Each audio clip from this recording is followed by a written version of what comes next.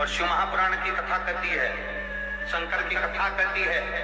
अगर बच्चा पढ़ने में कमजोर है, बच्चे का विवेक कमजोर है, बच्चे की बुद्धि कमजोर है, बच्चा सक्सेस नहीं हो रहा, सफलता नहीं मिल रही है, उसका जॉब नहीं लग रहा है, कहीं वो आगे बढ़ नहीं पा रहा है, तो उन बच्चों से निवेदन है, शंकर के मंदिर में एक लोटा जल चढ़ाओ, थोड़ा सा जल छेल कर नंदी के पास बैठकर उस जल का आचमन करना प्रारंभ कर दो। तुम्हें खुद मालूम पड़ने लगेगा कि तुम जो पढ़ रहे हो तुम्हें याद होना चालू हो जाएगा, तुम अच्छे से अच्छे नंबर पाकर आगे बढ़ना प्रारंभ कर दोगे। विद्या अध्ययन भी करो, खूब पढ़ो, लगनता से पढ़ो, अपना कर्म करो, रात दिन एक करो और शंकर जी पे एक लोटा जल चढ़ाकर पीना प्रारंभ करो। जो माताएं कहती हैं मेरी याददाश्त कमजोर हो गई, मैंने सामान यहाँ रखा था भूल गई, ना जाने कैसे सामान भूल गया, ना जाने कैसे ऐसा हो गया। जो माताएं कहती हैं, भाई लोग कहते हैं हम भूल जाते हैं, याददाश्त कमजोर हो गई, 60 के ऊपर के हो गए इसलिए याददाश्त चली गई। नहीं,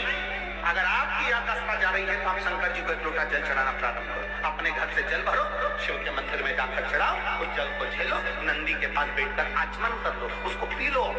आपको खुद मालूम पड़ेगा 20-22 दिन में, 1 महीने में आपको अंतर दिख जाएगा कि मेरी याददाश्त अब पहले जैसी थी मजबूत वैसी की वैसी और हो गई, अब मैं भूल नहीं रही, अब मैं भूल नहीं रहा। कितना भी पितृदोष हो, कितना भी बेटों की शादी नहीं हो रही, बेटियों का संबंध नहीं आ रहा, घर में क्लेश बना हुआ है, अशांति बनी हुई है, मानसिक टेंशन बना हुआ है, 1 रुपए कमाओ 1.25 रुपए खर्च हो रहा है,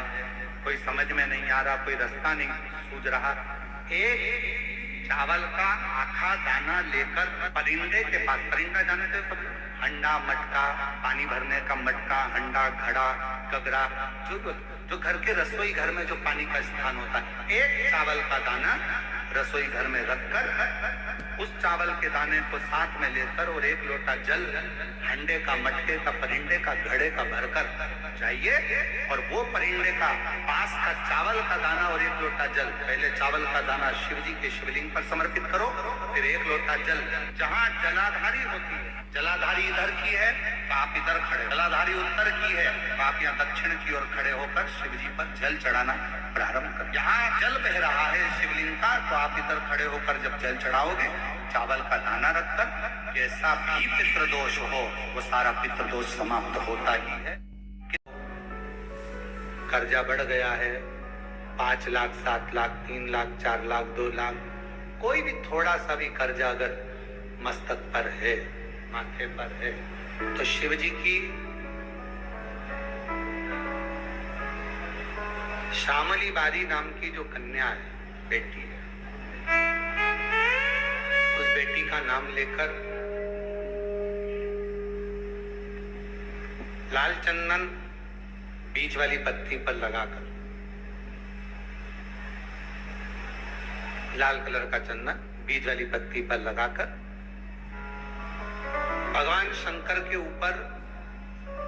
जहां भी तुम बैठे हो डंडी का मुख अपनी ओर करते हुए शिवलिंग पर समर्पित कर, उसी बेलपत्र को वापस उठा लें, 1 रात्रि तक अपने घर पर रखें, दूसरे दिन प्रातः में पुनः उस बेलपत्र का विसर्जन करें। विसर्जन करते समय आपके ऊपर कितना कर्जा है, कितना कर्जा आपके ऊपर है, उसका स्मरण करते हुए, शिव जी से विनय करते हुए और अपनी मेहनत को 4 गुना करो, अपने कार्य को बढ़ाओ, दुकान हो, नौकरी हो, सर्विस हो, बिजनेस हो या कोई भी कार्य कर रहे हो उसको लगनता से करना प्रारंभ करो। धीरे धीरे मेरा भोले बाबा आपका हाथ पकड़ेगा और कर्जे से मुक्त जरूर करेगा। आज के बाबा के दरबार में सबका खाता है, भोले बाबा के दरबार में सबका खाता है, शिव लहरी के दरबार में सबका खाता है, शिव लहरी के दरबार में सबका खाता है, मेरे बाबा के दरबार में सबका, मेरे बाबा के दरबार में सबका खाता है, शिव लहरी के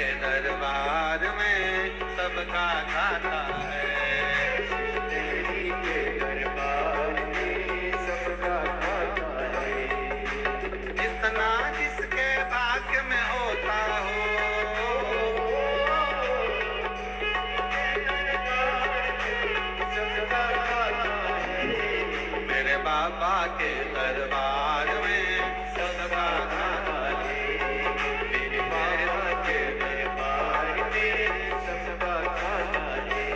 की सबसे बड़ी बीमारी एक ही है, व्यक्ति का अहंकार। शुगर की दवाई बाजार में मिल सकती, बीपी की दवाई बाजार में मिल सकती, कमर दुखे तो दवाई बाजार में मिल सकती है, पर अहंकार की दवाई बाजार में नहीं मिलती है। अहंकार को समाप्त करने की दवा मेरे शंकर भगवान के पास।